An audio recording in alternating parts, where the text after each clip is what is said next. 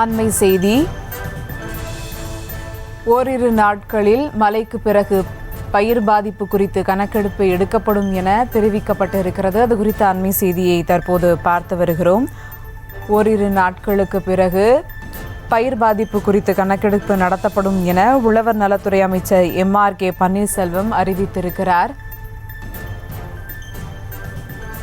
சுமார் 31,853 ஏக்கர் பரப்பளவில் சம்பா நெல் சாகுபடி செய்யப்பட்ட வயல்களில் நீர் புகுந்ததால் பயிர் பாதிப்பு ஏற்பட்டிருக்கிறது. இதனையடுத்து ஓரிரு நாட்களுக்கு பிறகு பயிர் பாதிப்பு குறித்து கணக்கெடுப்பு எடுக்கப்படும் என உழவர் நலத்துறை அமைச்சர் MRK பன்னீர்செல்வம் அறிவிப்பு விடுத்திருக்கிறார்.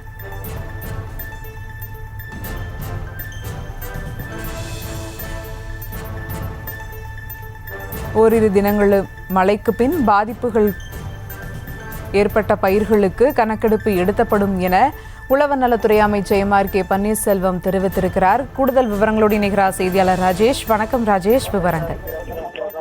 வணக்கம். வடகிழக்கு பருவமழை தொடர்ந்து பெய்து வரக்கூடிய சூழ்நிலையில் பயிர் பாதிப்பு ஏற்படும் மாவட்டங்களில் இந்த பயிர் பாதுகாப்பு நடவடிக்கைகள் ஓரிரு நாட்களில் இந்த மழை ஓய்ந்த பிறகு முழுமையாக கணக்கெடுப்பு நடத்தப்படும் என வேளாண்மை உழவர் நலத்துறை அமைச்சர் MRK பன்னீர்செல்வம் அவர்கள் அறிவிப்பு வெளியிட்டிருக்கின்றார். தமிழகத்தின் இயல்பான மழை அளவு 920 மில்லிமீட்டர். இதில் 441 மில்லிமீட்டர் அளவுக்கு, அதாவது 48% அளவுக்கு மழை அளவு இயல்பாக வடகிழக்கு பருவமழையில் கிடைக்கிறது என தமிழக அரசினுடைய அந்த செய்திக்குறிப்பில் குறிப்பிடப்பட்டுள்ளது.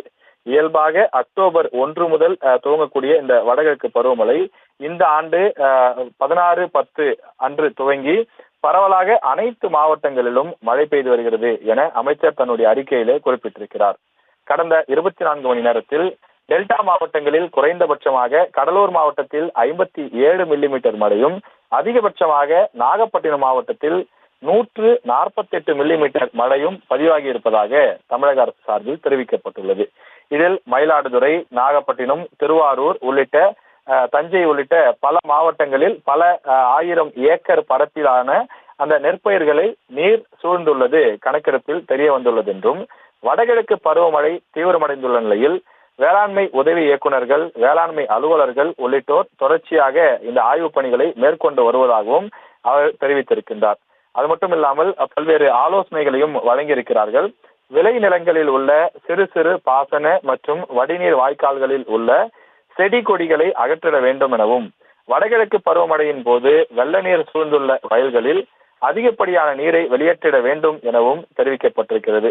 வடகிழக்கு பருவமழை தொடர்ந்து டிசம்பர் மாதம் வரை நீடிக்கும் என எதிர்பார்க்கப்படுவதால் அவ்வப்போது ஏற்படும் பயிர் பாதிப்பு நிலவரங்களை மாவட்ட வேளாண்மை இணை இயக்குநர்கள் கண்காணித்து வருவாய்த்துறையுடன் இணைந்து 33% மேல் பயிர் பாதிப்பை கணக்கீடு செய்து உரிய நடவடிக்கை மேற்கொள்ளப்படும் என அமைச்சர் MRK பன்னீர்செல்வம் தெரிவித்துள்ளார்.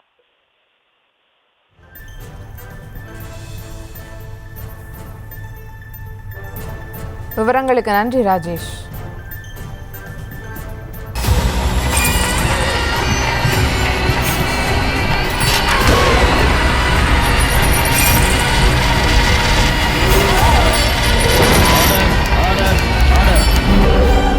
குற்றங்களின் மறுபரிமாணம் நிகழ்தகவு நமது நியூஸ் தமிழ் தொலைக்காட்சியில் விரைவில்.